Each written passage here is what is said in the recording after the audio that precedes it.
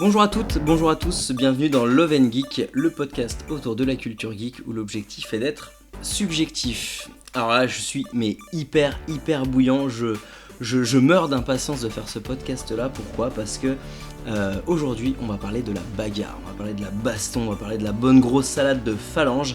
On a mis le côté love de côté et on va vraiment rentrer dans ce que j'aime, à savoir quand ça se tape. Donc j'ai troqué chaton aujourd'hui et c'est Chichi qui va partager le micro avec moi, donc quelqu'un qui est tout aussi énervé pour parler de la baston. Salut Chichi.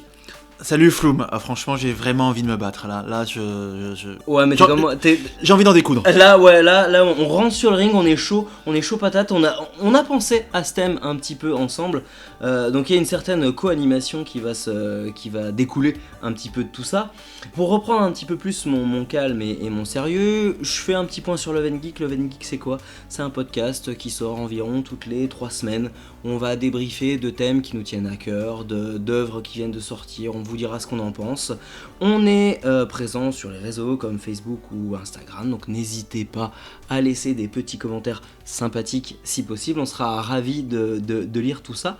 En tout cas, les bases sont posées, je propose qu'on rentre tout de suite dans le vif du sujet, on monte sur le ring, Love & Geek va parler de la bagarre, c'est parti, jingle.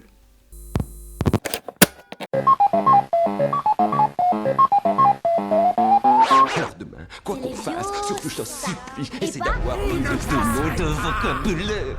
Faut que ce soit green, ok? Alors c'était un vrai challenge pour nous de faire un top 5 parce qu'il y a tellement de choses à dire, tellement d'œuvres, que ça soit dans le jeu vidéo, dans l'animation, dans les films, dans les séries. Je pense moi personnellement que j'ai dû faire un top 5, d'un top 10, d'un top 15, donc c'était vraiment l'enfer. C'était très difficile. C'était l'enfer à monter. C'est vrai que quand on en a parlé, qu'on a décidé de le faire, on était très dubitatifs. Alors attends, on en cite combien ? Parce que là j'y arrive pas en fait, c'était impossible. Et je sais qu'on a beaucoup échangé là-dessus. Donc pour vous présenter un petit peu tout ça, on s'est dit qu'on allait chacun faire un top 5 qui représentait pour nous quelque chose d'assez marquant, assez précis sur ce qui définit pour nous des œuvres cultes et des œuvres marquantes dans l'univers de la baston, de la bagarre. Donc ça a été très compliqué à faire, donc forcément c'est non exhaustif. Il y aura forcément des oublis, les puristes vont dire « Ah, vous n'avez pas parlé de ça, ça aurait été cool de faire un point là-dessus ». Je suis complètement d'accord, je pense qu'on aurait pu faire un podcast de 10 heures. Au moins. Voilà, mais même sur un seul format. On aurait pu parler pendant de 10 heures de film ou pendant de 10 heures de manga, tellement c'est riche et c'est un thème qui est complexe. Donc on en profitera forcément pour glisser quelques petites anecdotes, quelques références. D'autres films. Voilà, d'autres films, ça a été notre petite astuce pour pouvoir parler de beaucoup plus que juste 5 œuvres chacun. Donc on commence à la 5e place. Chichi, je t'écoute, qu'as-tu sélectionné pour nous ? Alors moi pour commencer, j'ai essayé de chercher une série sur la baston. Donc pas facile. Et pas facile les séries sur la baston. Et il y en a une, pour moi c'était une évidence, c'était Viking. Ok. Alors Viking, comme son nom l'indique, c'est l'histoire, enfin c'est pas vraiment l'histoire, mais on suit la vie de Vikings, du peuple. Ouais. Un peuple qui est juste dédié à la baston. Ils vivent pour ça. Et de toute façon c'est vachement repris dans la série à ce niveau-là. Pour le Valhalla quoi.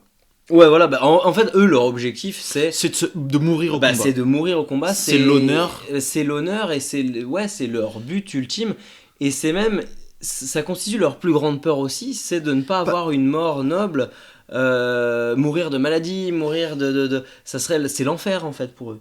Dans un des épisodes de la série, si je me souviens bien, ils sont accostés, ils ont plus de vent, ils peuvent plus partir, ils savent qu'ils vont mourir, donc qu'est-ce qu'ils font ? Ils se disent allez, baston, bagarre.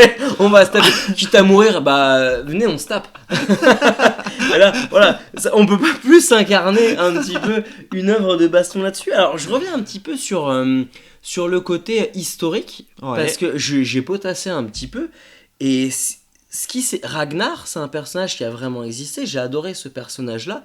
Il y a beaucoup de récits c'est assez flou, mais qui retrace un petit peu tout ça. C'est vachement inspiré quand même de faits réels. Il y a vraiment toute une envie de respecter un cours historique avec cette série-là. Ah bah c'est sûr, hein, c'est vrai que les Vikings, ils ont eu quand même pas mal de... C'était assez difficile au niveau historique de retracer, parce qu'il n'y a pas eu beaucoup d'écrits, c'est surtout une transmission orale. Ouais, des dessins, des choses comme ça, ou alors des récits qui ont été faits par le côté catholique. Donc on est obligé de se dire, voilà, est-ce que ça a été retracé comme ça, est-ce qu'ils nous ont pas juste décrit des barbares, est-ce qu'ils étaient si barbares que ça, est-ce qu'il n'y avait pas un peu plus de noblesse derrière, ça on saura jamais trop. Après, sur un autre point, ce que j'ai bien aimé aussi dans la série, c'est que, on va en parler beaucoup, de la bagarre, des hommes qui se tabassent, mais là, dans cette série, il y a aussi des femmes. Oui, aussi des femmes. Ah, elle est fraîche, elle se va bien.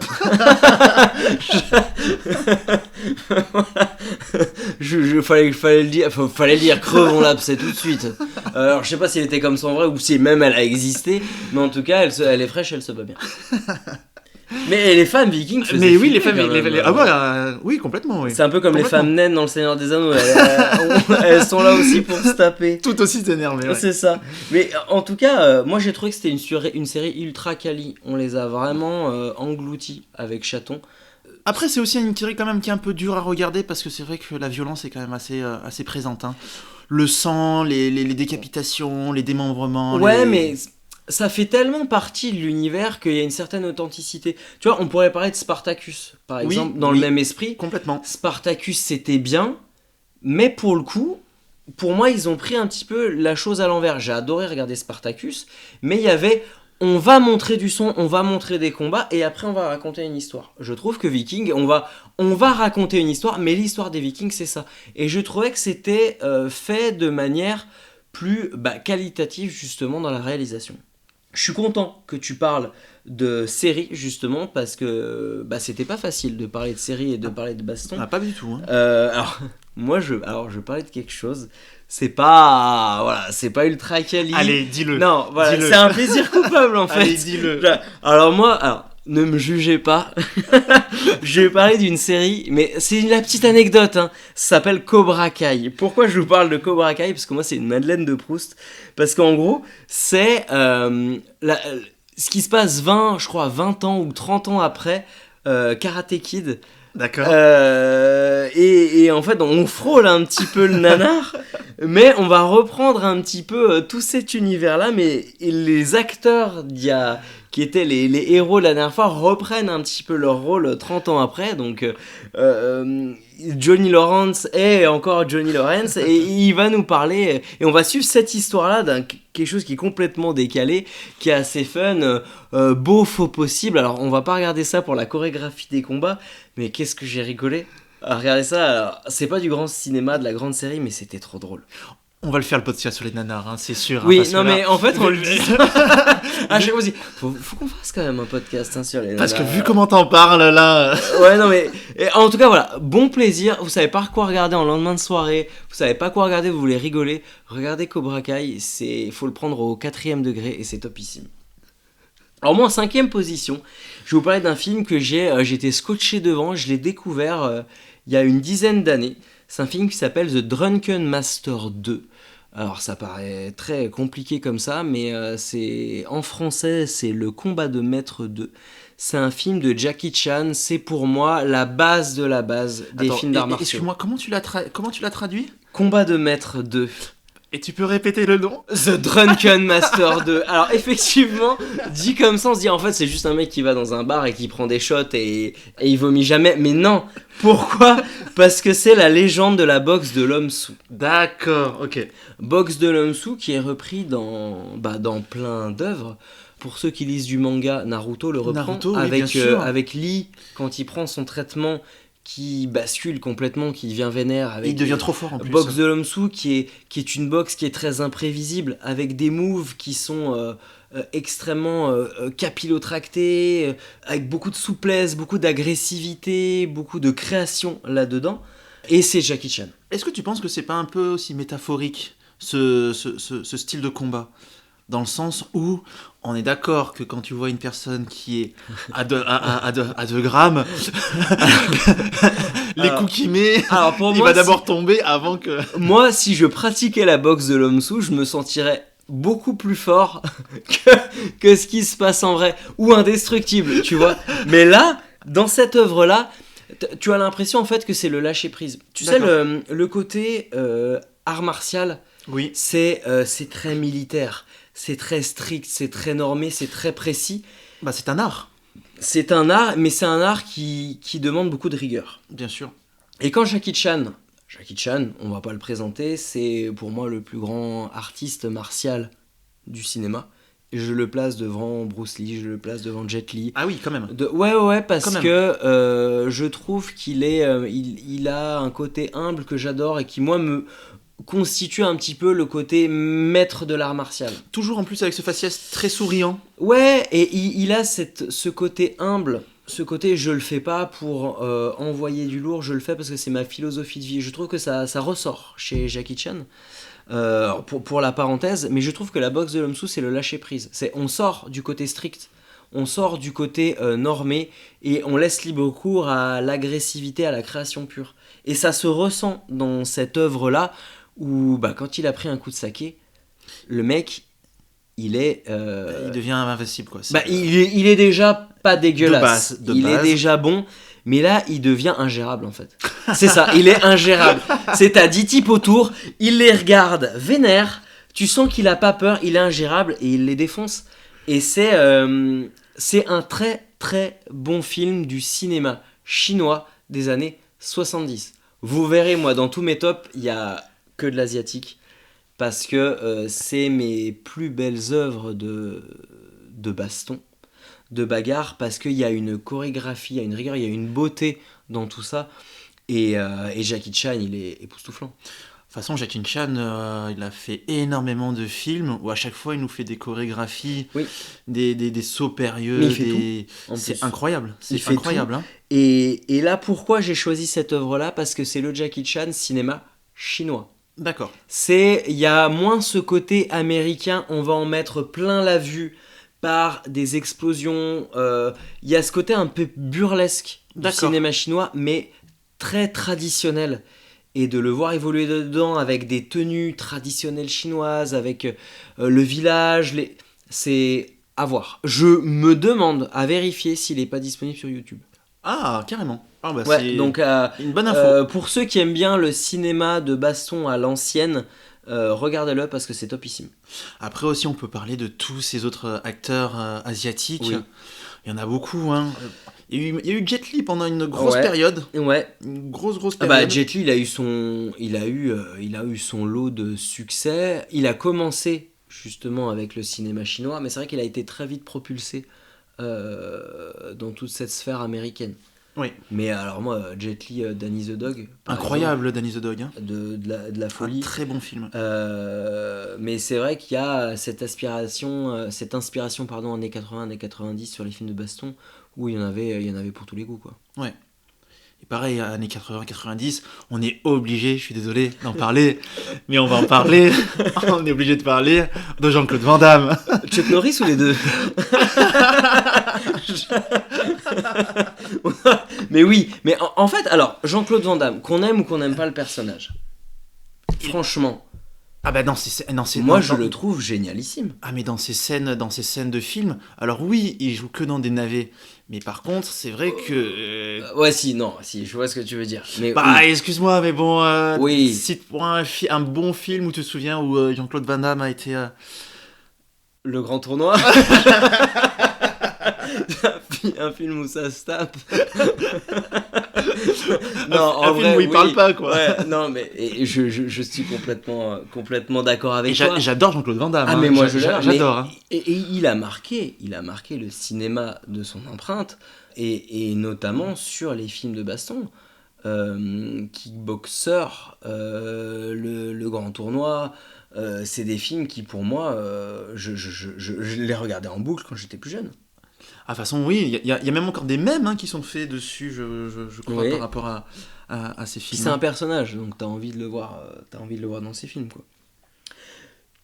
Top 4, 4ème position, qu'est-ce que tu nous as concocté, mon chichi ?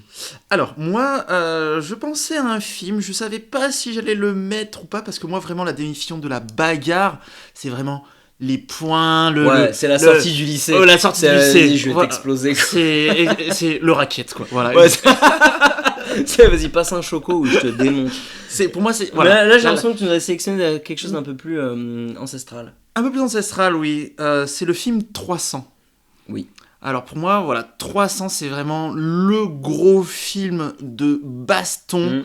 Alors, c'est pas qu'avec les poings, hein, il y a quand même des armes, on va dire, des armes de blanches, si on peut dire ça comme ceci, des boucliers, des lances, des épées.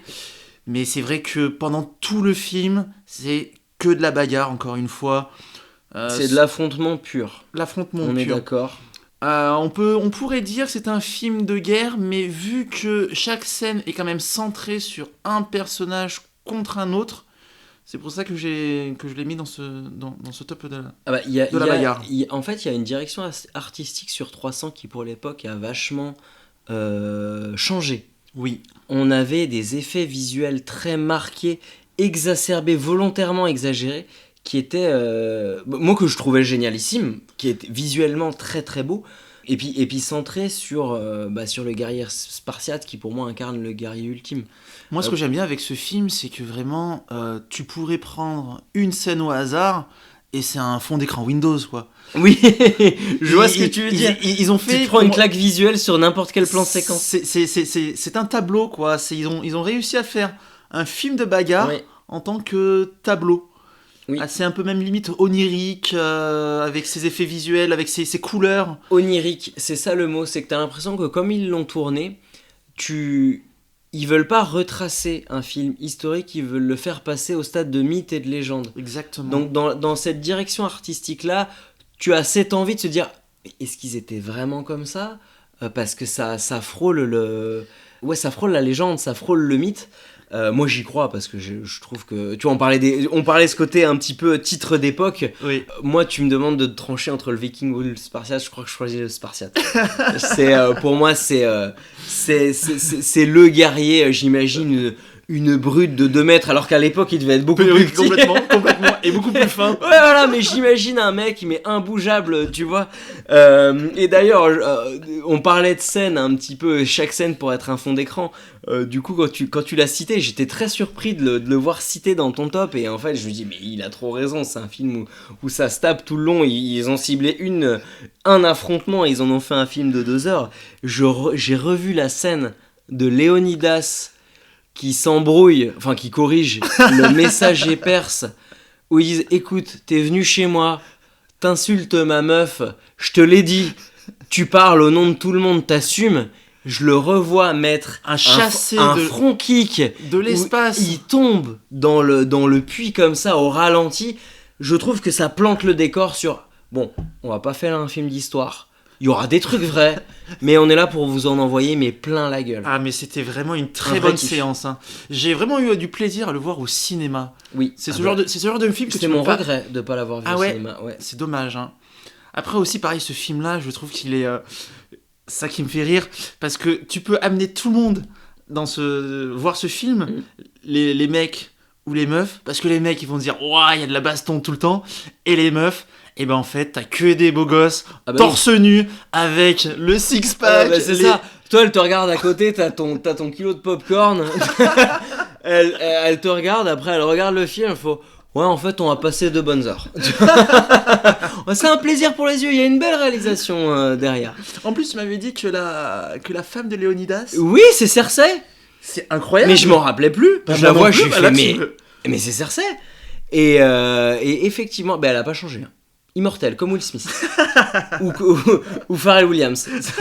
Faudrait qu'elle nous donne leur recette, mais immortelle. On change l'ambiance. Vas-y. On change l'ambiance. Moi, ma 4e position, alors, je vais vous parler de jeux vidéo, je vais vous parler de gros foutoirs, je vais vous parler de Super Smash Bros. Ah. Alors, on n'est pas dans le même délire. Super Smash Bros, c'est quoi ? C'est un jeu sur Nintendo. Et moi, je vais vous parler de Super Smash Bros Melee, qui est un jeu de GameCube. En fait, ça parle bien son nom, c'est la grosse mêlée, c'est le gros pugilat. C'est un gros crossover gigantesque de tous les héros de Nintendo, toutes générations confondues, toutes consoles confondues, et même des héros multiplateformes, parce qu'ils ont intégré du Sony, ils ont intégré du Microsoft, et en fait tu choisis ton perso et tu t'affrontes. Mais tu t'affrontes pas en 1 contre 1. C'est combien ? Ils sont 4, c'est ça ? Ah, mais tu peux être 8. Tu peux être 8 ? Tu peux être 8. Wow. Tu peux être 8. Tu veux du bordel ? T'auras du bordel. Et en plus de ça, c'est simple et efficace. Et c'est ultra kiffant de prendre un personnage que tu kiffes et de le faire se taper contre plein d'autres personnages qui auraient jamais dû se rencontrer. En plus, je crois que c'est ce genre de jeu qui est accessible. Qui est accessible, mais que si tu le pousses un petit peu, il peut devenir mais très il est compliqué. ultra dur, sachant qu'il y a une énorme communauté online. Oui. Moi, je pensais être bon, je ne le suis pas. Parce que on a pas mal poncé des soirées avec un pote qui s'appelle Olivier, que tu connais aussi d'ailleurs très bien. On s'est fait des soirées online de Super Smash. On s'est fait ouvrir en deux, littéralement. Et pourtant, moi je prends toujours le même personnage, je vais le maîtriser. Et en fait, on s'est fait exploser. Et moi, ce que j'aime bien en fait dans Super Smash, c'est que c'est tout mignon. Tu sais, c'est l'univers Nintendo, c'est très coloré. Il y a du Kirby, il y a du Mario. Mais en fait, les mecs ils prennent des battes, des couteaux, des lance-flammes et ils se mettent sur la tronche. Ah oui, quand même. Donc c'est mignon. Mais c'est belliqueux quand même. D'accord, ok, ouais. Je suis très contente d'avoir calé le mot belliqueux. Petit aparté. On pourrait le placer à chaque top. Hein, ouais, non, mais c'est ça. Mais c'est un mot qui incarne assez belliqueux. Ils sont là pour se foutre sur la gueule. Plus sérieusement, pourquoi je l'ai choisi en 4ème position ? Parce que ça joue sur la nostalgie. Ouais. Ça joue sur la corde sensible. Où moi j'ai plus de 30 ans, je suis né avec Nintendo. Ah bon, ouais, non, tu les fais pas. Tu les fais pas, ben c'est peut-être ma petite crème de jour. Mais je suis né avec Nintendo. Oui. Je suis né avec Mario, je suis né avec la NES, j'ai eu toutes les consoles. Après, mais je suis né avec ces personnages-là et de les voir en opposition, en interaction avec d'autres personnages actuels, c'est très fort. Et très malin. Après, c'est un peu aussi le rêve de chaque joueur, c'est d'avoir son perso, incarner son perso et pouvoir battre d'autres personnes, mais toujours avec ton perso, quoi. Ouais, mais alors ça, on peut le faire dans d'autres titres. Je parle par exemple de Soul Calibur. Soul Calibur oui, mais 3, tu vois, qui était sorti, je crois, sur PlayStation 2. Ouais, mais tu vois, Soul Calibur... Tu pouvais créer ton personnage. D'accord. Tu pouvais le créer, choisir ses fringues, choisir son style de combat.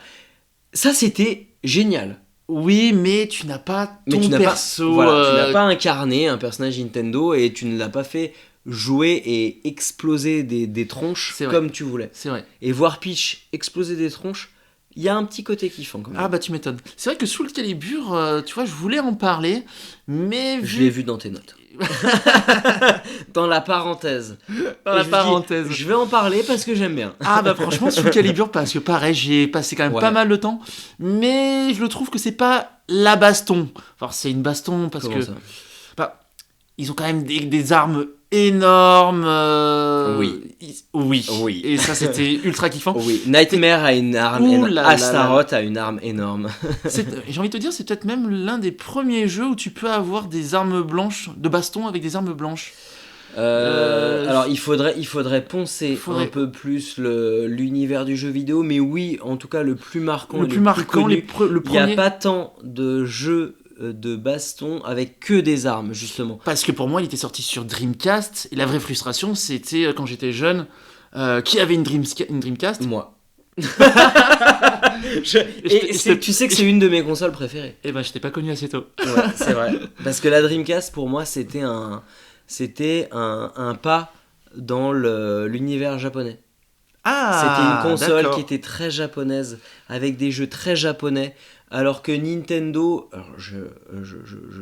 Nintendo c'est pour moi une institution, mais Nintendo est tellement connu, c'est tellement occidentalisé que la Dreamcast, avec du Shenmue, avec tous ces jeux-là, a apporté un côté très nippon.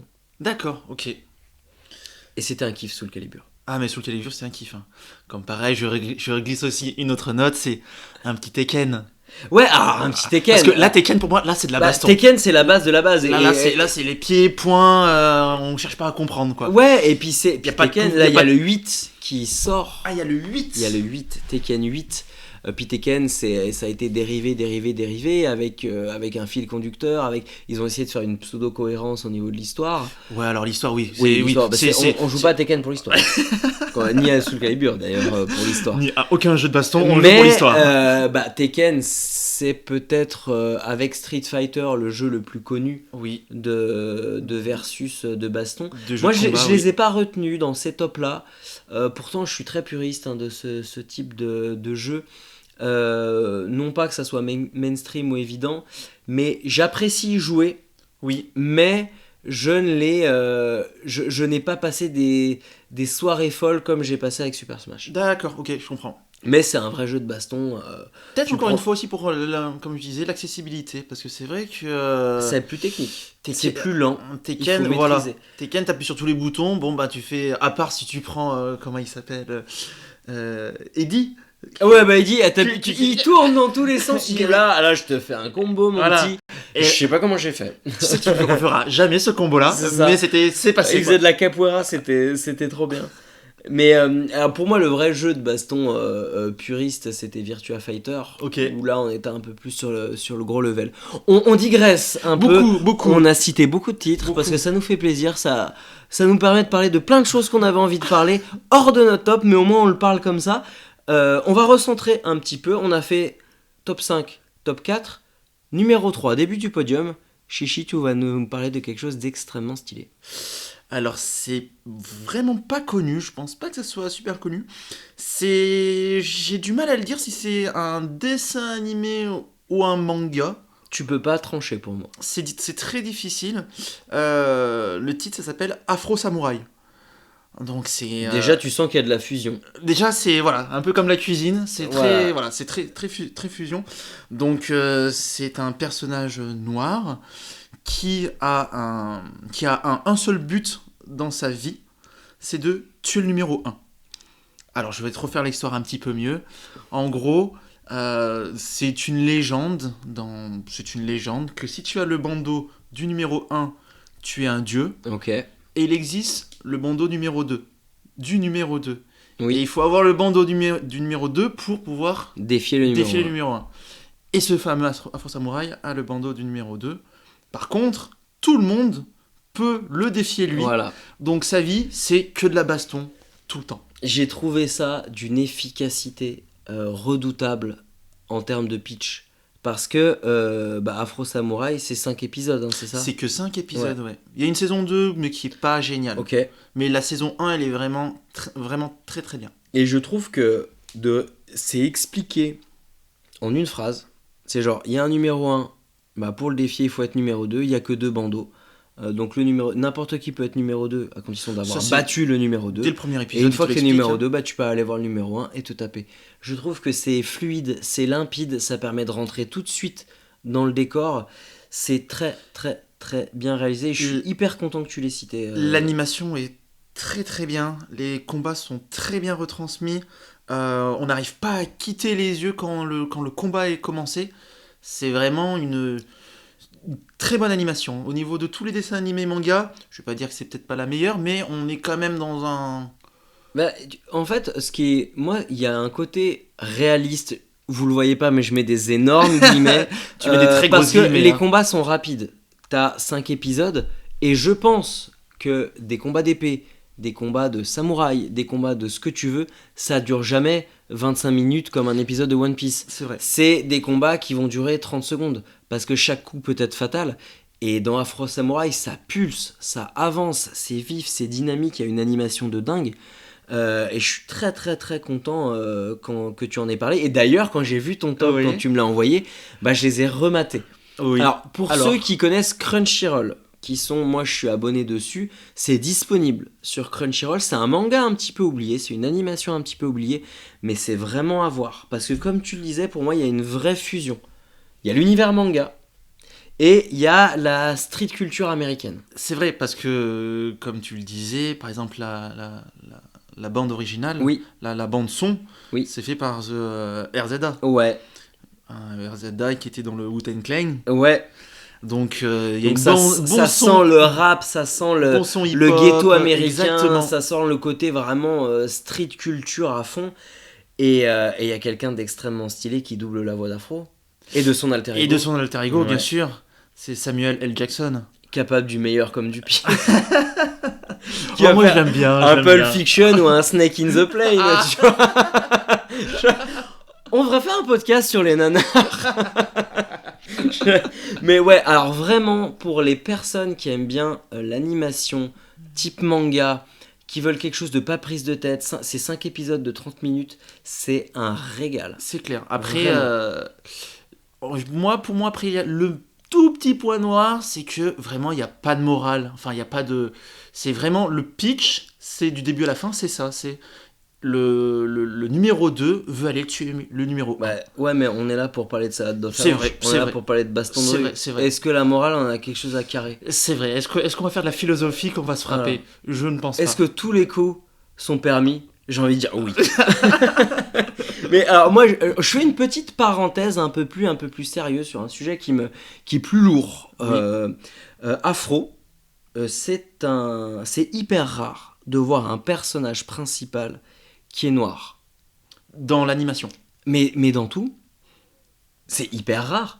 À part le cinéma où ils ont voulu centrer les choses avec que des protagonistes de couleur noire, oui. C'est hyper rare et c'est rafraîchissant de voir un personnage principal qui est black. Moi, je trouve ça génialissime. Parce que le personnage noir, il est extrêmement utilisé, je pense, pour le politiquement correct, comme sidekick. Oui. Dans les mangas, et surtout dans les mangas, parce qu'il y a cette suprématie un petit peu du blanc blond ou du blanc ténébreux. Le personnage noir est très souvent utilisé comme un sidekick. Killer Bee dans Naruto, tu prends Aokiji dans One Piece, oui. Ou alors tu vas prendre dans les comics, t'auras Black Panther qui va apporter un petit peu plus d'empreintes afro-américaines dans la pop culture, mais je trouve que ça manque cruellement de héros quels qu'ils soient noirs en fait. Non, c'est vrai que dans Afro Samurai, non, c'est vrai que tu as complètement raison. En plus, c'est deux protagonistes noirs, ouais. Et tu en vois aucun autre dans toute la série. Et je trouve que c'est bien parce que tu découvres quelque chose de différent. Ça permet je pense aussi, de s'identifier différemment à certains personnages. Et alors, c'est un sujet assez lourd, c'est pas forcément le but du podcast, mais je crois que c'était intéressant d'en parler parce que c'est une très belle œuvre, c'est une œuvre que tout le monde devrait regarder, qui aime un petit peu l'animation. Et je fais un parallèle. Dis-moi. Dans le parallèle, c'est que je fais un parallèle de mangaka français, oui. Notamment un manga qui s'appelle Red Flower, qui est écrit par un Français qui s'appelle Louis. Le héros est africain. D'accord. Et il va reprendre les contes et les légendes africaines. D'accord. Et j'ai trouvé ça super bien parce qu'on est dans un univers qui est complètement différent. Parce que le manga est très forcément inspiré d'histoires et de mythes nippones, les yokai, les légendes urbaines, etc. Là, on va découvrir quelque chose de différent. Et il s'est inspiré de cette envie de relater des contes et de s'en inspirer pour créer une histoire. Red Flower, c'est ça. Et parenthèse dans la parenthèse, on a des très bons mangaka français, notamment des mangas comme Dreamland ou comme Radiant, qui sont des mangas français écrits par Renaud Lemaire et Tony Valente, qui sont très très bons. Je ne connaissais pas du tout. Et c'est génial. Et Radiant qui est sur Netflix en animé. D'accord. Et Dreamland qui est réédité, qui est redessiné et qui est topissime. Et la boucle est bouclée. Je vais aller voir ça directement. Et vraiment, je vais arrêter le podcast. Voilà. Et j'arrête tout, je coupe, j'enlève mon micro, je me barre. Mais voilà, c'était une façon aussi pour moi de dire que l'animation, le manga n'est pas que japonais, et pour tous les horizons. Et c'est vrai que j'étais content que tu cites Afro Samurai parce que je trouve que c'est un très très bel exemple de quelque chose d'extrêmement qualitatif, de prenant, de puissant sur un type de personnage qu'on n'a pas l'habitude de voir. Et ça, c'était cool. Et je vais continuer. Vas-y, continue. Sur l'agression. Je vais continuer sur la baston. Là, on commence à tomber dans le très lourd. Je vais continuer sur l'immoral et sur le violent. Là. Je vais parler d'un film qui s'appelle The Raid. Oh là là là. Qui a été pour moi le renouveau du film de baston. Parce qu'il y a eu les années 90, il y a eu le début des années 2000, et après je trouve qu'il y a eu un gros vide dans la baston, dans les films d'arts martiaux. Il est sorti, est-ce que tu sais en quelle année il est sorti à peu près ? Je crois qu'il a dû sortir autour de entre 2005 et 2010. D'accord, ah oui, je dirais. Oui. Ah oui, donc je dirais plutôt près de 2010. Donc la grosse vague qu'on avait eue avec les on est Damme, après, on est après les années tourné, 90. Oui. Et The Raid, c'est encore du cinéma asiatique. Oui. Purement asiatique. J'ai jamais vu des scènes aussi incroyables, dynamiques, rythmées et dures que dans ce film. Parce qu'on était habitué à des combats. Oui. Des combats avec des règles, des combats avec des persos qui sont assommés. Oui. Mais qui se relève au bout de 30 secondes. Et là, dans The Raid, les affrontements, c'est fatal. Parce que c'est un groupe d'intervention type GIGN qui rentre dans un immeuble pour démanteler un gang de malfrats. Et ça se tape, mais ça se tape pour de la survie. Et c'est déjà les c'est très rythmé, c'est très rythmé. J'ai jamais vu ça. Tu sens le côté nouveau, le besoin de faire un film qui n'est pas que chorégraphié, qui est percutant, qui est vif, qui est rythmé. Ça m'a fait penser un peu à Danny the Dog. D'accord. Où c'est agressif, c'est sanglant, c'est puissant, c'est un peu dramatique. Mais là, The Raid, c'est un petit peu Tarantino qui fait un film d'arts martiaux. Je vois très bien ce que tu veux dire. Ouais, je vois très bien dans le Tarantino. C'est dérangeant sur certaines scènes. Il y a une scène qui est quand le capitaine du GIGN affronte on va dire le meilleur combattant je sais pas si c'est des mafieux ou juste des bandits. T'es mal à l'aise. Ouais. T'es mal à l'aise parce que tu sens petit à petit que ça monte en puissance. Tu sens petit à petit qu'il y a une prise de dessus. Et c'est à regarder. Si tu aimes les arts martiaux, si tu aimes les films d'arts martiaux, tu te prends une claque visuelle et une leçon de chorégraphie cinématographique qui est incroyable. Parce que tu vois ce que tu es en train de me dire, ça me fait penser à Hong Bak. Oui. Ah Hong Bak, ça tartine aussi. On parlait de ça de phalange. Tu vois, j'ai l'impression de revoir Van Damme qui prend ses bandes, qui les trempe dans la colle et dans le papier de verre. Hong Bak, c'est ça. Ah, Hong Bak, c'est complètement ça. Hein. Ouais. Et encore une fois, bon alors, il n'y a toujours pas d'histoire, hein, mais c'est vrai. Très peu. Encore une fois, très peu. Hein. De toute façon, on n'est pas là pour encore une fois parler d'histoire. Et je crois que dans le 2 ou le 3, il se fait voler son petit éléphant, puis il va tartiner après. Oui, c'est un peu John Wick, on lui bute son chien, il tartine. Mais ouais, Hong Bak, ouf. Non, mais c'est vrai que les films asiatiques sont très bien chorégraphiés, aussi très bien filmés, parce que pour moi, une bonne scène de bagarre, en tous les cas, au cinéma, c'est vraiment d'abord une grosse chorégraphie. Oui. Hein, parce que c'est vrai que quand ils doivent mettre des coups, plus ils sont proches du visage, plus on sent vraiment la percussion, l'intensité. Donc c'est aussi ça, c'est vraiment c'est un peu comme une danse en fait. Oui. Une danse très bien millimétrée. Oui. Et comme quand on voit un bon danseur, on prend plaisir. Ouais, mais je suis complètement d'accord. Et t'as dit quelque chose qui est très vrai et qui est très parlant, c'est la puissance des coups. La puissance des coups, oui. Et c'est là où tu vois l'évolution de la cohérence entre les films des années 70, 80, 90 avec, je trouve, The Raid ou Hong Bak, oui, qui ont marqué la naissance de la puissance des coups. J'ai beaucoup de respect pour Bruce Lee, oui, qui a inspiré, je pense, toutes les générations dont on parle actuellement. Mais tu regardes des films de Bruce Lee maintenant, tu regardes des films même de Jackie Chan maintenant, tu sais que les coups, ils font pas très mal. C'est tellement chorégraphié, des fois c'est tellement quelqu'un qui fait 50 kilos, qui va mettre un coup de poing à un Fabien Pelouse, ou oh putain, la référence de vieux quoi. Oh putain. je sais pas, le truc le moins actuel du monde. Un Fabien Pelouse sur Wikipédia, il a 107 ans, il était rugbyman. Non mais on a compris quoi. Voilà, on va prendre un Tyson Fury, c'est un peu plus et encore mais tu ne peux pas faire très mal à quelqu'un qui fait 2 fois ton poids. Bien sûr, oui. Ce n'est pas possible.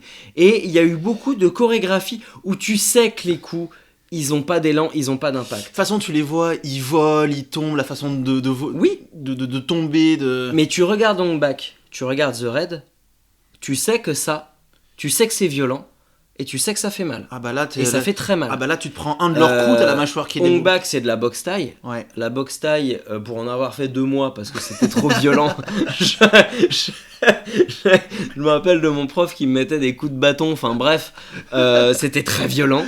Et tu sais que ça fait mal, mais quand tu les vois, la chorégraphie, je dirais pas qu'elle est cohérente parce que c'est trop long. Bien sûr. Mais tu sais que ça fait mal. Ouais. Et là, je trouve qu'on marque le moment où on est passé du c'est joli à c'est vénère. Et je trouve que The Raid et Hong Bak, ça incarne le ah ouais, là, il est vraiment en train de se faire mais marave la gueule. On va dire que pour moi, Jackie Chan, on est vraiment plus dans la bagarre comédie que là, on est vraiment dans la bagarre réaliste. Ouais. Tu vois, pour moi, tous les films de Jackie Chan, il y a un peu ce côté un petit peu fantasy, un peu irréel, si je peux dire ça comme ceci. Je sais pas, alors, ça se trouve que Jackie Chan, tu le vois dans la rue, bon, il te met un coup, bon, t'es par terre. Ah bah déjà, tu le vois pas venir. Voilà. Même s'il a 120 ans, je pense qu'il t'éclate. On est d'accord. Mais c'est de la chorégraphie. Mais c'est de la chorégraphie, oui. Ouais. Je suis d'accord. La façon de se mouvoir, comment il arrive à esquiver les coups, en utilisant sa veste, ou en utilisant son... oui, non mais ça, on est bien d'accord. Et Hong Bak, tu retrouves pas ça. Non. Ouais. Hong Bak, tu ressens la puissance des coups. Ouais. Et ça, c'est cool. En tout cas, voilà. Mais en parlant de puissance de coups, en parlant de ça a l'air de faire très mal, quel est ton numéro 2, Chichi ? Alors moi, mon numéro 2, ça va faire la nostalgie, je pense, à beaucoup de personnes. C'est un jeu vidéo. Oui. On appelle Def Jam... Def Jam Fight for New York. Alors, c'est quoi le pitch ? Alors, c'est quoi le pitch ? Encore une fois, il n'y a pas d'histoire. Ah oui, alors là, vraiment, là, il n'y a pas d'histoire. C'était un jeu, donc ce jeu vidéo où tu crées ton personnage. Il est irréel ce jeu. Tu crées ton personnage et le but c'est que tu ailles te battre contre toutes les grandes stars du rap et du hip-hop US. Ah ouais. Et ce qui était intéressant, c'est que tu te battais dans la rue, 1 contre 1 ou 2 contre 1, 2 contre 2. Tu trouves quelque chose par terre, une batte, quelque chose. Et le but, c'est juste de massacrer la personne que tu as devant toi. Ouais, mais c'est le Super Smash version gang de rue, quoi. Exactement, ouais. Là, c'était gros chassés dans le dos, des patates non réglementaires, des coups de tête, des coups de genoux. Ah ouais, là, c'était vraiment très bien, en fait. Ah, mais moi je trouve, mais alors vraiment, que ce jeu... C'est hyper... Alors, c'est bizarre ce que j'ai dit dans un truc de la baston, mais c'est vraiment hyper agressif. c'est vraiment... Je crois, avec GTA... Et je compare beaucoup Def Jam à GTA, et j'ai bien aimé jouer aux deux. Alors, je compare vraiment... C'est les jeux... Les deux, c'est ce qu'il y a de plus immoral possible complètement. dans le jeu vidéo. J'ai adoré, ça ne restera pas pour moi dans le panthéon du jeu vidéo parce que c'est juste pas mon univers. Je peux comprendre. C'est pas mon univers. Par contre, j'ai pris beaucoup de plaisir à jouer à Def Jam. Mais là, on parle de baston de rue. Ah, mais moi, j'ai l'impression d'être, je sais pas, d'être dans le ghetto, quoi. C'était un jeu. Je connais pas le ghetto. Non, moi non plus. Mais j'imagine que c'est aussi immoral et aussi on y croit, ouais. C'est que tu peux jeter des mecs sur les rails du métro. Complètement. Tu peux les défoncer par derrière. Il y a pas de pote. Et le but, c'est de gagner. Ah bah oui. Alors là, tu gagnes et peu importe la manière. Hein. Seule la victoire est belle. Ce que j'aimais bien avec ce jeu, c'est que tout à l'heure, on parlait de jeux un peu compliqués ou pas. Ouais. Là, c'est vraiment très facile. Oui. C'est vraiment très très facile. Tu vois une personne qui ne connaît pas, tu l'invites à jouer. Tu prends la manette. Puis en plus, il appuie sur tous les boutons, il t'éclate la gueule. Il t'éclate la gueule. Alors quand t'essaies de faire des techniques et tout, et lui il arrive, il te défonce. Toi t'as 30 heures de jeu, et lui il te défonce. Et ça aussi qui était un peu beau aussi dans ce jeu. Oui. C'est que voilà, la bagarre c'est la bagarre. Tu peux être hyper doué, mais tu peux aussi perdre. Ce côté immoral, c'est un défouloir. C'est-à-dire que là tu poses ton cerveau. Et tu vas faire ce que t'as pas le droit de faire. Exactement. Et des fois t'as des gens qui t'ont frustré dans la journée. T'aurais bien aimé être dans Def Jam, prendre l'espèce de baramine qui traînait par terre et de lui casser les genoux. Et ben là tu peux dans ce jeu-là. Tu peux te faire plaisir. Et c'était un vrai vent frais pour moi dans les jeux de baston. Moi je suis très classique. D'accord. Alors, Super Smash, je le mets de côté parce qu'on l'a dit, il y avait ce côté nostalgie. Moi je suis très classique dans les jeux de baston. J'ai masterisé Soul Calibur. Je prenais Taki et Mitsurugi, j'étais idiotique. J'ai adoré, j'étais très, très Street Fighter, Virtua Fighter, etc. C'est peut-être pour ça que je suis passé un petit peu à côté, mais c'était un vrai vent frais dans le multijoueur, exactement, dans la console de salon, dans les bons moments entre copains. Mais en fait, ce jeu-là, c'est sûr que tu pourras jamais le voir dans l'e-sport. Non, mais et ça peut ne pas plaire aux puristes, ça. Oui, c'est pas. Tu vois ce que je veux dire ? Je vois. Mais c'est putain, c'était. Ah, à la fin, t'es lessivé, hein. À la fin, t'es. Mais t'as mal. Ou t'as envie de sortir dans la rue et de te battre. Ah ouais, mais tu dis non, mais en fait, moi je vais faire la loi, hein, c'est facile. Hein. Tu t'es fourbe, tu vas pousser de la fonte et tu vas éclater des gars, quoi. En tous les cas, c'était un très très bon jeu. Je crois qu'en plus, il y a eu une suite, mais qui était pas ouf. En tous les cas, ça, c'est la suite d'une suite déjà, ça. C'était la suite d'une suite, ouais. Le tout premier, c'était Def Jam Vendetta. Les deux sont sortis sur PS2, je crois. Ouais, sur PS2 et Xbox. Donc ça remonte un petit peu. Mais je pense que maintenant, en termes de coût, de droits de diffusion, de droit à l'image et je pense d'immoralité, je pense que ce n'est plus possible. De faire un jeu comme ça. Oui. Et c'est bien dommage. Après aussi, ce qui était aussi très cool, c'est qu'on pouvait aussi jouer aussi avec des rappeurs. Bah oui. Moi chez Colis. Mais ça tu peux plus maintenant. Bah non, ouais, non. Ça coûterait trop cher ou. Ah, ils avaient réussi à mettre. Je crois qu'ils avaient réussi à mettre la licence sur beaucoup de rappeurs, sauf sur le boss. Enfin, en tous les cas, je sais pas pourquoi, mais le boss c'était Snoop Dogg. Oui. Et il s'appelait pas Snoop Dogg dans le jeu. Non, mais moi je le prenais tout le temps. Ah, il était trop fort. Ouais. Il était hyper rapide. Il était hyper fourbe et tout. Hyper fourbe, rapide. Bon, après, on voit que c'était pas un jeu parce que Snoop Dogg, normalement, il est pas ultra rapide. Ah ouais. C'est vrai qu'il est plus un peu stone. Et tu sais, contre un Ice Cube ouais, exactement. Ou un 50, tu t'as pas trop de genre de doute sur l'issue du combat. Mais c'était vraiment c'était un putain de vent frais, quoi. Ouais, immoral, certes. J'ai bien rigolé avec. Je pense moins de 18 ans. Mais vraiment fun. C'était vraiment fun. Et toi alors, ton top 2 ? Alors moi mon top 2 il va être mainstream au possible. Ah là là. Mais je triche un peu parce que je vais pouvoir parler de plein de trucs avec une seule licence. Moi je vais vous parler de Dragon Ball. Alors j'espère que vous avez 1 heure devant vous. Ouais, en fait on vous a pas dit mais le podcast est très très long. Non promis il est pas si long que ça parce qu'on est on essaye d'aller vite même si on a plein de trucs à dire.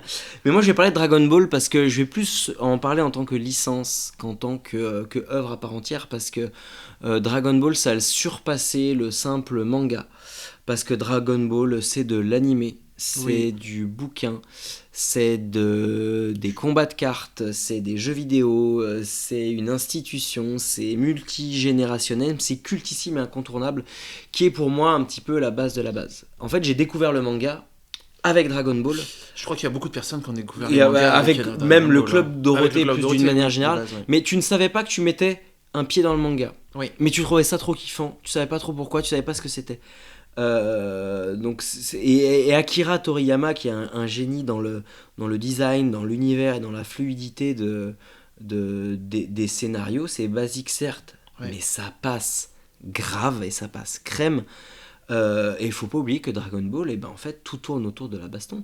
C'est vrai qu'à la base, c'est juste de la baston, en fait. Il y a pas d'histoire. Il y a pas du tout d'histoire. C'est des sagas qui s'enchaînent juste parce que il y a un méchant qui arrive de plus en plus fort et mais ça passe très bien du début jusqu'à la fin. Ce qui est différent des shonen classiques qu'on peut découvrir à l'heure actuelle. Tu vas prendre un peu un Big Five, tu vas prendre du Naruto, alors One Piece c'est un peu différent, mais tu prends du Jujutsu Kaisen, tu vas prendre du My Hero Academia, tu vas prendre du Demon Slayer. On insiste quand même plus sur l'intrigue que sur les combats. C'est vrai. Alors que Dragon Ball, on est sur l'issue du combat, sur le power-up, c'est comment il va faire pour se sortir de ce combat-là. Et je trouve qu'il n'y a pas d'œuvre manga animé plus représentatif de la baston que Dragon Ball. Je pourrais te dire peut-être actuellement One Punch Man. Ouais. Alors là on parlait de salade de phalange. Il en met une belle. Après le problème c'est qu'il en met qu'une seule. Donc ça c'est un peu. Ouais, alors moi j'ai adoré One Punch Man aux qualités de dessin incroyable. De malade. Yusuke Murata, un maître et un dessin d'une finesse et d'un dynamisme hors norme. Avec un twist narratif osé. Oui. Parce que moi, quand tu me dis, ouais, en fait, c'est un mec qui éclate tout le monde avec un coup de poing, j'étais, waouh, le mec, mais comme j'ai ri devant ce truc en plus. Sans parler de la baston, hein. Oui. Mais comme j'ai rigolé. Bah, ce qui est marrant dans le héros principal, c'est celui qui est le moins bien dessiné. Quand il veut le ridiculiser. Ah bah attends, mais... Par contre, quand il est vénère... Ouais, mais regarde, il a pas beaucoup d'accessoires, il a un peu par contre, ouais, il est cheap au possible. C'est sûr que c'est pas un Génos ultra... qui devrait être le personnage principal, en fait, tout simplement. Ouais. Mais en tout cas, voilà, je pense que Dragon Ball a inspiré bon nombre... Même si Dragon Ball s'est inspiré lui-même... parce que bon, Akira Toriyama c'est pas non plus le père du manga moderne, attention. Bien sûr. Mais ça fait partie c'est un dieu vivant hein, maintenant à ce niveau là, mais je pense qu'il a inspiré bon nombre de mangas. Je sais que c'est très mainstream, mais enfin ma génération continue de connaître. Et tu sautes 2 générations, ça continue avec du Dragon Ball Super, avec... C'est ça qui est ouf, c'est que oui, ils ont encore essayé de ressortir encore des saisons actuellement. Oui. Et que c'était un manga qu'on regardait quand on était... discours de vieux con, hein. Dragon Ball Super, c'est de la merde. C'était quand même beaucoup mieux avant. Non, en vrai... C'est de la Dragon merde. Ball Super, c'est de la merde. Non, c'est pas de la merde, faut pas dire ça, ça fait beaucoup de gros mots, mais on est là pour parler de la bagarre, on n'est pas là pour être poli. Bon, c'est tellement tourné fanservice qu'ils se perdent un petit peu dans la narration. C'est pas Toriyama qui fait, c'est une autre touche, donc il faut l'accepter aussi. On le voit qu'au niveau des traits, du design, c'est... Et même il y a moins d'enjeux, je trouve, il y a moins de... Alors... Je fais le parallèle entre l'animé et le manga. D'accord. Le manga, c'est beau. L'animé, c'est moche. D'accord. Mais, tu retrouves cette saveur un petit peu de l'animé de Dragon Ball qu'on connaissait, qui était pas très beau. Oui. Qui était très dynamique pour l'époque, mais pas très beau. Bah pourquoi ? Parce qu'on leur demandait, à l'époque, années 90, sortir un épisode par semaine. Moi quand je vois à quel point monter un podcast de 45 minutes c'est long, et quand on leur dit qu'il faut sortir un épisode par semaine, bah les mecs étaient quand même sacrément forts, et je trouve que pour l'époque c'était plutôt bien fait. On peut dire ce qu'on veut, on peut critiquer comme on veut, c'est facile de dire ouais mais regardez Demon Slayer c'est magnifique, Jujutsu Kaisen c'est magnifique. Oui c'est sûr, ils mettent 1 an et demi pour sortir 12 épisodes. C'est vrai. Dragon Ball c'est un épisode par semaine, et je poursuis un peu le coup de gueule aussi. One Piece, oui c'est pas très beau, mais c'est un épisode par semaine depuis 1998. Les mecs ils sont encore là, mais tu vois ce que je veux dire. Toi t'as envie de te bagarrer. Moi j'ai envie de me taper, là je suis en train de monter en puissance, là je suis plus en Kaioken, là je suis en Super Saiyan. Non mais c'est vrai que il faut un petit peu de jugeote sur la qualité de l'animation, ça reste efficace, tu ressens les coups, tu ressens la vitesse.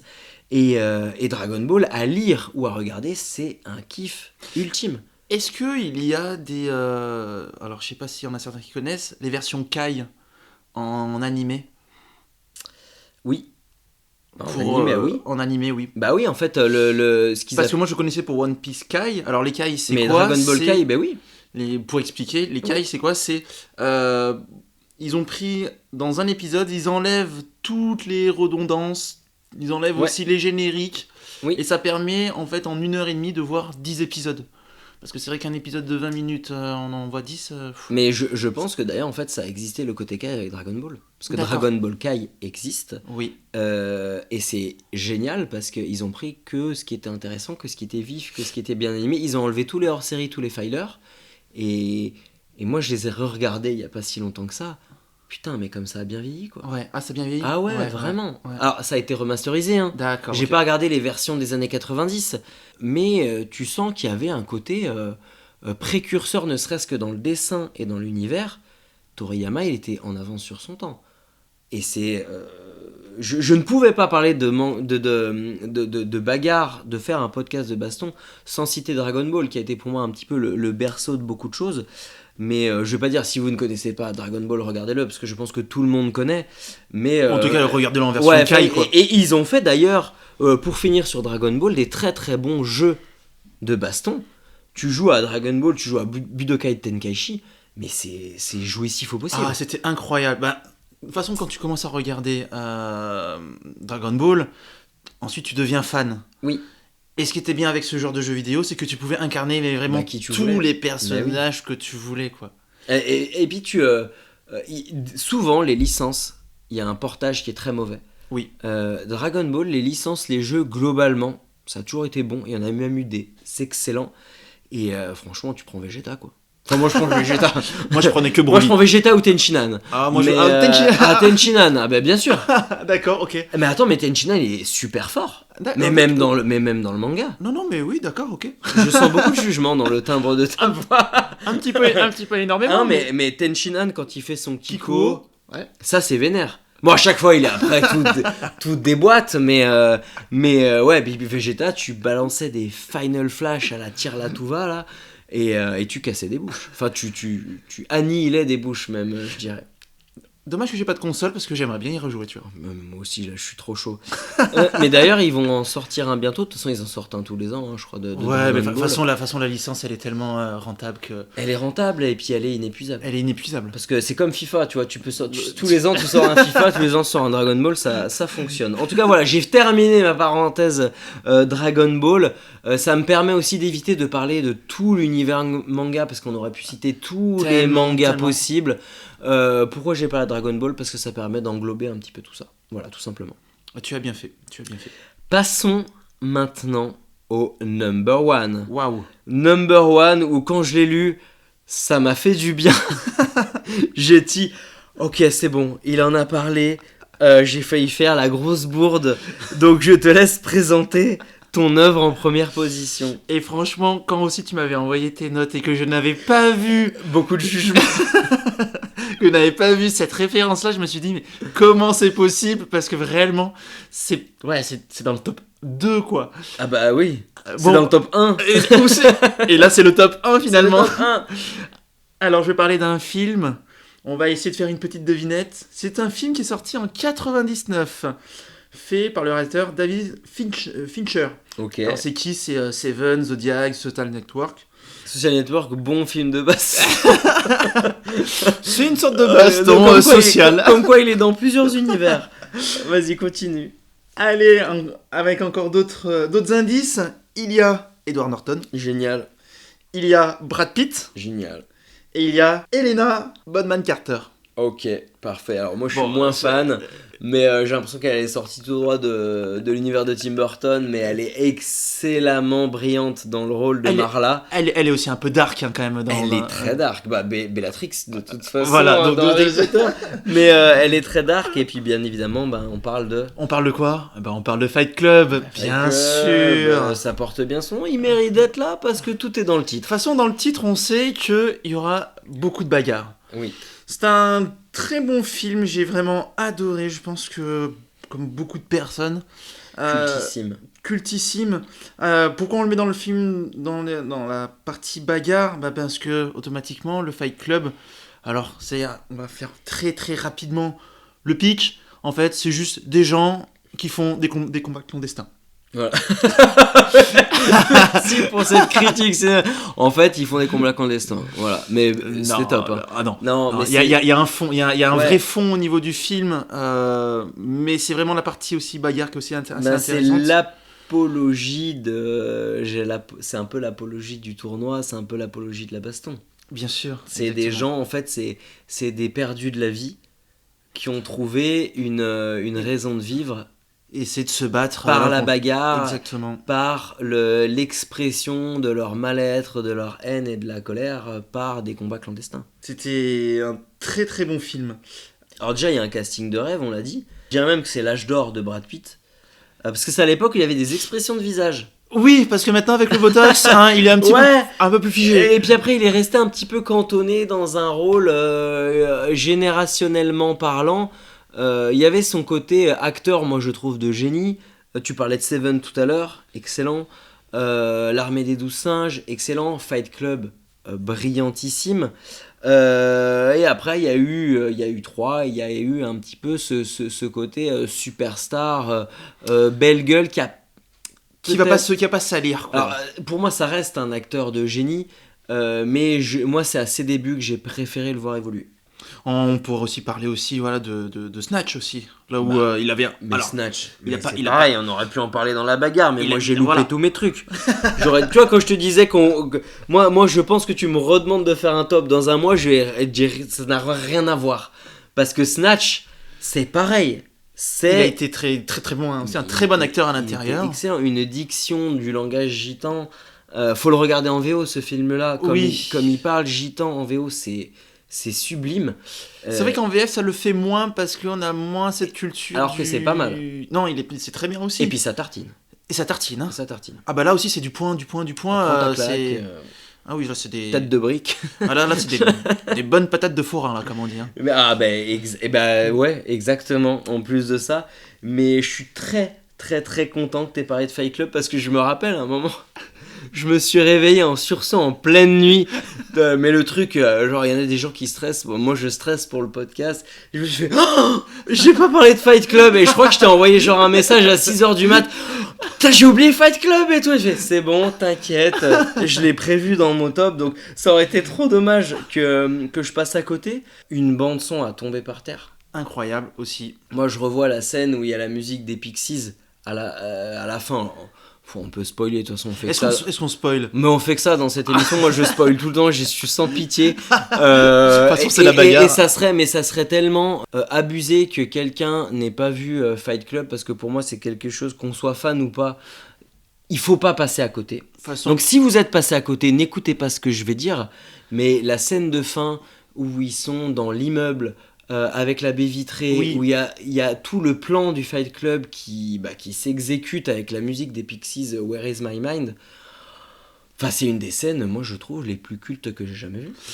Je pensais que t'allais plus spoiler que ça, tu vois. Mais tant mieux. Ah bah non, alors je vais pas balancer moi je parle de la scène et des Pixies parce qu'on parle de bande-son. Okay. Je vais pas révéler le truc.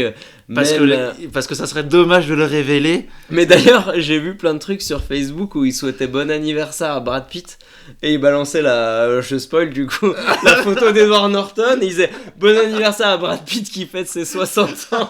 J'ai trouvé ça mais génial. C'était topissime. En tout cas, pour moi, c'est un film que tout le monde devrait voir. Ça fait partie de la culture cinématographique et je pense que il n'a pas été aussi apprécié que ça. Je crois qu'au début, il n'a pas du tout été apprécié. Quand il est sorti en salle, un peu des mauvaises critiques. Mais non, mais des mauvaises critiques, s'il te plaît. Ouais. Bah, c'est comme ça. Beaucoup de jugements pour les gens qui ont dit ça. Là, ils n'y connaissent rien, ces gens. Je pense, ouais. Ils mériteraient bien d'être dans Def Jam. Et on les aime pas. Vous êtes nuls. Si vous m'entendez, vous, critique de Fight Club, vous êtes nuls. Mais en tout cas, voilà, très bon film à voir. Est-ce que tu veux rajouter quelque chose sur Fight Club ? Non, là, c'est tout bon pour moi. Je pense qu'on a fait une belle apologie. On a fait une très belle apologie. Je vais passer à mon top 1, qui est encore inspiré de culture asiatique. Je vais vous parler de Ip Man. Alors Ip Man, comme ça on peut dire, mais qu'est-ce que c'est ? Ouais, c'est quoi c'est Ip Man, c'est quoi ? C'est un super héros. Ouais, c'est un super héros qui fait Ip.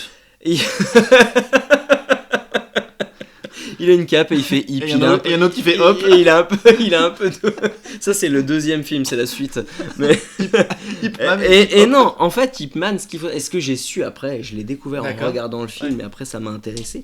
Ip Man, c'était le maître de Bruce Lee. D'accord. C'est la personne qui a appris et qui a éduqué Bruce Lee dans les arts martiaux. Donc c'est un film d'époque, c'est un film chinois, c'est un film qui est assez récent, qui a dû sortir il y a, je dirais, une quinzaine d'années. Je pense aussi. Ouais, une quinzaine d'années, avec un acteur qui s'appelle Donnie Yen. Gros cœur sur Donnie Yen, parce que moi je l'ai découvert dans Ip Man et je suis tombé amoureux de cet acteur-là parce que pour moi il incarne en fait 15 ans plus tard ce que j'aimais dans les années 90 au niveau des films d'arts martiaux. C'était ultra, je trouve, intelligent d'avoir fait un film sur le maître de Bruce Lee. C'est une super idée. Et en fait, il pratique dans ce film-là ce qu'on appelle la boxe Wing Chun. C'est de la boxe chinoise. D'accord. C'est très point, un petit peu pied, mais c'est d'une vivacité comme t'as jamais vu. Quand on dit que ça tartine, là ça tartine, pas très violent. Mais sauf qu'un mec qui tartine, il met un coup, le Donnie Yen il en met 8. Mais c'est d'une beauté tout ce qui se passe. On parlait de chorégraphie, mais Ip Man, c'est vif, c'est impactant, c'est beau, il est en kimono, c'est sur le thème d'après-guerre. T'en apprends sur Bruce Lee, t'as un côté historique. Moi, je l'ai vu en boucle. Il n'y a rien à jeter, quoi, dans ce film. Ah non, c'est en boucle, en boucle. Il y a eu beaucoup de suites. Oui, il y a beaucoup de suites, ouais. Les autres suites étaient bien parce qu'on reprend cet art martial-là. Dans le 2, on voit Bruce Lee petit. Il y a du fanservice aussi dedans. Ouais. Dans le 3, je crois qu'il y a Mike Tyson. On arrive sur cette opposition Asie, États-Unis. J'en reviens à dire que quelqu'un qui fait 50 kilos ne peut pas mettre Mike Tyson au tapis, ce n'est pas possible. De toute façon, je pense que personne peut mettre au tapis Mike Tyson. Déjà, Michael Jackson peut-être, mais Mike Tyson, je ne pense pas. Pour ceux qui ont la ref. mais par contre, et là, tu vois, on est un petit peu parti sur le côté un peu limite nanarisant, ce qui est dommage, oui. Alors qu'il est très bien. Mais le 1, c'est un bijou de cinéma d'arts martiaux. Et même, je pense, quelqu'un qui n'est pas spécialement fan, il trouvera son compte parce que les chorégraphies sont dingues, l'univers est prenant, un background qui est sympa. Et c'est un vrai plaisir des yeux. Et moi, je ne m'en lasse pas. Comme tu disais, les décors. Je le mets au-dessus les costumes, au-dessus de toutes les œuvres de baston, tellement c'est. Et puis il y a ce côté, tu sais, il y a Bruce Lee derrière. Il y a la nostalgie, il y a le côté tragique de l'acteur, mais d'où c'est parti. Et d'avoir ce préquel un petit peu du maître de Bruce Lee, j'ai trouvé que c'était d'une intelligence rare et c'est un super film à regarder. Merci mec beaucoup. Qui plombe l'ambiance. Si j'avais pu lâcher le micro, je l'aurais fait. Bon, bah, ça fera trop d'interférences, donc je le fais pas. Mais je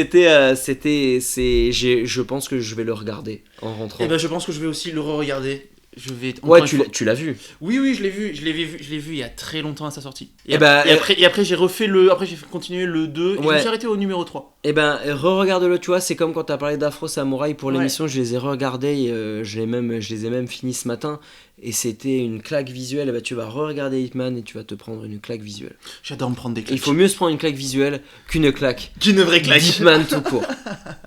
En tout cas, maintenant que les premières places ont été dévoilées, on arrive à la conclusion, à la fin de ce bon moment. Ça allait vite. Hein. Là, j'ai l'impression d'avoir pris des muscles et j'ai envie de taper dans les sacs de viande. Là, j'ai les biceps sous congestionnés. Petite référence à Rocky. En tout cas, je suis encore sous tension, c'était très intense, mais c'était très, très, très cool. Et parler de ça, un poil de frustration parce que je pense qu'on aurait pu dire encore beaucoup de choses par rapport à ça, et je pense que si on me redemande dans un mois, j'aurai un top différent comme je disais tout à l'heure. Mais en tout cas, Chichi, c'était génial de partager ça avec toi. J'ai passé vraiment un très bon moment, on a bien rigolé. À refaire avec les nanas. Ah là. Non mais promis, on fixe une date et ça sera vraiment super. Je crois que les gens ils vont penser que je suis fou entre les films d'horreur, les films de baston et les nanas. Mais tu es fou. Voilà. On va conclure là-dessus. Merci pour la petite analyse. Mais en tout cas, je suis content de pouvoir partager avec ça parce que je pense que Chaton aurait été très forte dans la bagarre parce que elle est très manga, mais je pense qu'on va un petit peu plus en détail, surtout sur le jeu vidéo, avec toi mon chichi. En tout cas, on se retrouve rapidement encore dans le podcast. Merci à tous de nous avoir écoutés et surtout, vive la baston et geekez bien les amis. Merci beaucoup.